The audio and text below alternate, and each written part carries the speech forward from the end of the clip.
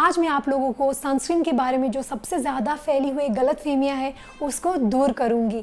मैं हूं डॉक्टर आंचल डर्मेटोलॉजिस्ट और आज मैं सनस्क्रीन के 10 मिथ्स को बस्ट करूंगी। I am sure you'll find this helpful. पहला मिथ है कि सनस्क्रीन आपके स्किन को काला करती है। बिल्कुल भी नहीं, सनस्क्रीन स्किन को बिल्कुल काली नहीं करती। अगर आप सनस्क्रीन जिसमें जिंक ऑक्साइड हो वो यूज़ कर रहे हो और अगर आपकी स्किन थोड़ी सी डार्कर साइड में है तो फिर आपको लग सकता है कि आपकी स्किन थोड़ी डार्क दिख रही है या ब्लूइश दिख रही है। जैसे कि अगर आप गलत फाउंडेशन का शेड यूज़ करते हो तो कैसे आपको लगता है कि आपकी स्किन डल दिख रही है, ग्रे दिख रही है। तो सेम वे में अगर आप zinc oxide based sunscreen use करते हो तो आपको लग सकता है कि आपकी स्किन डल दिख रही है। वो तब होता है जब आप plain zinc oxide sunscreen use करो या ऐसी सनस्क्रीन यूज़ करो जो वाइट कास्ट छोड़ती है। तो जो वाइट कास्ट है, जो आपको जब ये वाइट कास्ट को आप रब करते हो तो आपको लगेगा कि स्किन थोड़ी सी ब्लू लग रही है, डल लग रही है। तो ऐसे में आप केमिकल फिल्टर वाले सनस्क्रीन यूज़ करें या जेल बेस्ड सनस्क्रीन यूज़ करें जो बहुत अच्छे से फैले और कोई वाइट कास्ट ना छोड़े, तो फिर आपको आपकी स्किन डार्कर नहीं लगेगी। दूसरी है कि केमिकल सनस्क्रीन्स हार्मफुल है और आपको हमेशा नेचुरल सनस्क्रीन्स ही यूज़ करनी चाहिए। बिल्कुल भी नहीं, ऐसे नेचुरल सनस्क्रीन्स करके कुछ होता नहीं है। सनस्क्रीन्स में यूजुअली दो टाइप के फ़िल्टर्स होते हैं, एक केमिकल फ़िल्टर्स और एक फिजिकल फ़िल्टर्स, जिसको बोलते हैं ऑर्गेनिक फ़िल्टर्स और इनऑर्गेनिक फ़िल्टर। इनऑर्गेनिक या फिजिकल फ़िल्टर्स होता है जिंक ऑक्साइड, टाइटेनियम डाइऑक्साइड और आयरन ऑक्साइड। और जो केमिकल या ऑर्गेनिक फ़िल्टर्स होते हैं वो है होमोसैलेट, ऑक्टीसैलेट, ऑक्सीबेंजोन, एवोबेंजोन, ऑक्टीनॉक्सेट, टीनोसॉर्ब, यूविनॉल और मिरोक्सिल। तो ये सारे होती है केमिकल फ़िल्टर्स। तो सनस्क्रीन में यूजुअली ये दो टाइप के फ़िल्टर्स होते हैं। तो ऐसे कुछ भी नेचुरल फ़िल्टर नहीं होता, कुछ कैरेट सीड ऑयल, ये सब से आपको यूवी प्रोटेक्शन नहीं मिलेगी। तो please don't fall for this marketing gimmick. ऐसा कुछ नहीं होता कि सिर्फ नेचुरल सनस्क्रीन ही काम करेगी और वो स्किन के लिए अच्छी होती है, बिल्कुल भी नहीं। आप केमिकल फ़िल्टर्स भी बहुत इफ़ेक्टिवली यूवी रेज़ को बचा सकता है और आपको स्किन को प्रोटेक्ट कर सकता है। तो ये गलत है, ऐसा कुछ भी नहीं है कि नेचुरल सनस्क्रीन्स बेटर है। आपको जो सनस्क्रीन जिसमें SPF 50 हो, जिसमें प्रॉपर UV फिल्टर्स हो और जिसके PA3+ हो, वो आपको यूज़ करनी चाहिए। तीसरा मिथ है कि एक बार सनस्क्रीन लगाना ही काफ़ी है। बिल्कुल भी नहीं, आपको सनस्क्रीन को रेगुलर बेसिस में रिपीट करना पड़ेगा उसके प्रॉपर प्रोटेक्शन पाने के लिए। स्पेशली अगर बाहर आप घूमते हो, धूप में आपका ज़्यादा काम रहता है, तो फिर आपको हर 3-4 घंटे में सनस्क्रीन इस्तेमाल करना बहुत ज़रूरी है, वरना आपके स्किन को बर्न होना और टैन होने के चांसेस ज़्यादा बढ़ जाते हैं। तो अगर आप बाहर ज़्यादा घूमते हो तो आप स्टिक सनस्क्रीन यूज़ कर सकते हो, वो काफ़ी आसान होता है लगाने के लिए, रीएप्लिकेशन भी ईजी होता है स्टिक सनस्क्रीन से। अगर आप ऐसे कुछ कॉर्पोरेट जॉब में हो, जो कैबिन में रहते हो जहाँ पे धूप नहीं होती, तो फिर आप 1 या 2 बार सनस्क्रीन यूज़ कर सकते हो। लेकिन अगर आप ऐसे ऑफिस स्पेस में काम करते हो जहाँ पे बहुत ज़्यादा नेचुरल लाइट है और बड़े बड़े विंडोज़ है जहाँ से आपको नेचुरल लाइट आ रही है, तो भी आपको सनस्क्रीन हर 3 से 4 घंटे में रिपीट करना बहुत ज़रूरी है। क्योंकि जो ग्लास होती है वो सिर्फ UVB को ब्लॉक करता है, UVA को नहीं। तो इसीलिए जो UVA रे से जो आपकी स्किन एजिंग हो सकती है, डार्क स्पॉट्स हो सकते हैं, उसको वो ब्लॉक नहीं करता। इसीलिए आपको सनस्क्रीन यूज़ करना ज़रूरी है। चौथा मिथ है कि अगर आप घर के अंदर बैठे हो या जब क्लाउडी डेज़ है तो आपको सनस्क्रीन नहीं चाहिए। बिल्कुल भी नहीं, अगर आप घर के अंदर बैठे हो तो भी आपको एक बार सनस्क्रीन लगाना ही है। अगर आप बालकनी में जाते हो या खिड़की के सामने बैठते हो तो भी जितना धूप आती है वो इनफ है आपकी स्किन को डार्क करने के लिए। तो इसीलिए सनस्क्रीन उस टाइम भी लगाना ज़रूरी है। जिन दिनों में बहुत ज़्यादा बादल है तो भी आपको सनस्क्रीन लगाना ज़रूरी है, क्योंकि जो बादल है वो UV रेज़ को कम्प्लीटली ब्लॉक नहीं करता, UVA तो पेनिट्रेट हो ही जाता है। तो इसकी वजह से आपको स्किन को प्रोटेक्ट करना बहुत ज़रूरी है। तो सनस्क्रीन आप क्लाउडी डेज़ में भी लगाओगे। पांचवा मिथ है कि जो फिजिकल सनस्क्रीन है वो UV रेज़ को रिफ्लेक्ट करता है और केमिकल सनस्क्रीन वो एब्जॉर्ब करता है। बिल्कुल भी नहीं, फिजिकल सनस्क्रीन भी UV रेज़ को एब्जॉर्ब करके उसको हीट में कन्वर्ट करता है। तो काफ़ी सिमिलर है फिजिकल सनस्क्रीन और केमिकल सनस्क्रीन का मैकेनिज्म ऑफ एक्शन।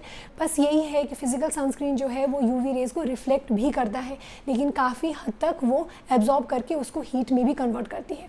तो जिनके सेंसिटिव स्किन टाइप है वो फिजिकल सनस्क्रीन ज़्यादा प्रेफर करें, और जो प्रेग्नेंट है या लैक्टेटिंग है उनमें भी हम प्रेफर करते हैं कि फ़िज़िकल सनस्क्रीन ज़्यादा यूज़ करें, क्योंकि उससे इरिटेशन होने की पोटेंशियल बहुत ही कम हो जाती है। लेकिन फ़िज़िकल सनस्क्रीन भी UV रेज़ को एब्जॉर्ब करता है और उसको हीट में कन्वर्ट करता है। सिक्स्थ मिथ है कि ऑक्सीबेंजोन स्किन के लिए हार्मफुल है। ये एक कुछ स्टडीज़ निकली थी जो एनिमल्स में हुई थी, जिसमें देखा गया था कि ऑक्सीबेंजोन अगर बहुत हाई मात्रा में यूज़ होता है तो ये हमारे हार्मोन्स को डिस्टर्ब कर सकता है। लेकिन जो कॉन्सेंट्रेशन में हमारे सनस्क्रीन्स में अवेलेबल है वो बिल्कुल सेफ़ लेवल है और आप इसको यूज़ कर सकते हो। ऑक्सीबेंजोन कब आपको अवॉइड करनी चाहिए? अगर आपको फोटो कॉन्टैक्ट डर्मेटाइटिस है या स्टबर्न मेलाज्मा है या आपकी स्किन बहुत सेंसिटिव है, तो ऐसी चीज़ों में आप ऑक्सीबेंजोन अवॉइड कर सकते हो और आप एक plain zinc oxide sunscreen use कर सकते हो। वरना जो भी मार्केट में अवेलेबल है सनस्क्रीन, जो अफोर्डेबल सनस्क्रीन्स है उसमें ऑक्सीबेंजोन होते हैं, तो आप डरे नहीं, आप बिल्कुल इसको यूज़ कर सकते हो बिना डरे। और क्योंकि ये इतना रेडिली अवेलेबल यूवी फ़िल्टर है और इफ़ेक्टिव यूवी फ़िल्टर है, आप इसको बिल्कुल यूज़ कर सकते हो। लेकिन अगर आपको जो मैंने पहले बताया वो सारी परेशानियाँ हैं तो फिर आप ऑक्सीबेंजोन अवॉइड करें और बाकी कोई यूवी फ़िल्टर वाला सनस्क्रीन यूज़ करें। सातवां मिथ है कि अगर आपकी स्किन टैन हो रही है तो मतलब आपकी सनस्क्रीन काम नहीं कर रही है। सनस्क्रीन का काम सिर्फ टैनिंग को से बचाना नहीं होता, वो आपके स्किन को सनबर्न से भी बचाता है और अर्ली साइंस ऑफ एजिंग से भी बचाता है और डार्क स्पॉट्स को भी और ज़्यादा डार्क होने से भी बचाता है। तो अगर आप बहुत ज़्यादा धूप में घूम रहे हो, जैसे कि अगर बीच एरिया में हो या स्विमिंग कर रहे हो, तो फिर आपकी टैनिंग होगी ही, क्योंकि जो भी सनस्क्रीन आपने यूज़ किया वो उतनी मात्रा में आपको प्रोटेक्शन देगी नहीं कि बिल्कुल टैनिंग ब्लॉक हो जाए। तो टैनिंग अगर हो रही है तो भी आपके स्किन को बर्न होने से तो सनस्क्रीन बचा ही रही है। तो अगर आपकी टैनिंग हो रही है तो इसका मतलब ये नहीं कि आप सनस्क्रीन बिल्कुल छोड़ दें और लगे कि नहीं फिर भी बिल्कुल इफ़ेक्टिव नहीं है। तो अगर आपका बहुत ज़्यादा धूप में एक्सपोजर है तो डेफिनेटली टैनिंग हो सकती है, लेकिन वो बर्न से बचाएगी और लॉन्ग टर्म जो डैमेज करती है यूवी रेज आपकी स्किन को, उससे भी बचाएगी। तो सनस्क्रीन ज़रूर लगाएं। आठवां मिथ है कि सनस्क्रीन्स कैंसर करती है। ऐसे कुछ एनिमल स्टडीज़ किए गए थे जिसमें high concentration of sunscreen use किया गया था, तो उसमें देखा गया था कि थोड़े से कुछ एक्टिविटी है जो सनस्क्रीन स्किन में कराती है, जिसकी वजह से थोड़ा सा सस्पिशियस हो गया था कि सनस्क्रीन क्या कैंसर कराती है। लेकिन इसके बाद बहुत सारे स्टडीज़ हो गए हैं और ये सारे यूवी फ़िल्टर्स FDA क्लियर्ड है, तो आप बिल्कुल भी कैंसर के रिगार्डिंग कोई डर ना रहे। सनस्क्रीन्स एक्चुअली स्किन कैंसर से भी बचाता है, लेकिन स्किन कैंसर इन जनरल जो इंडियन स्किन टाइप है, हमारा साउथ एशियन स्किन टाइप है, उसमें इंसिडेंस कम होती है स्किन कैंसर की compare to Caucasian skin type. तो इसीलिए हमारे स्किन में वैसे ही स्किन कैंसर कम होती है, लेकिन सनस्क्रीन जो है हमारे स्किन में जो स्किन एजिंग की प्रोसेस है, एजिंग के चेंजेस है, उसको कम करता है, डार्क स्पॉट्स को और डार्क होने से कम करता है। तो इसीलिए सनस्क्रीन ज़रूर यूज़ करें, इससे कैंसर नहीं होगा। नाइन्थ मिथ है कि बच्चों के लिए सनस्क्रीन ज़रूरी नहीं है। सनस्क्रीन सबके लिए ज़रूरी है, बच्चों में भी ज़रूरी है। स्पेशली अगर बच्चा स्विमिंग कर रहा है या आउटडोर एक्टिविटीज़ में इंगेज्ड है या वेकेशन में है, तो आप ज़रूर सनस्क्रीन लगाएं।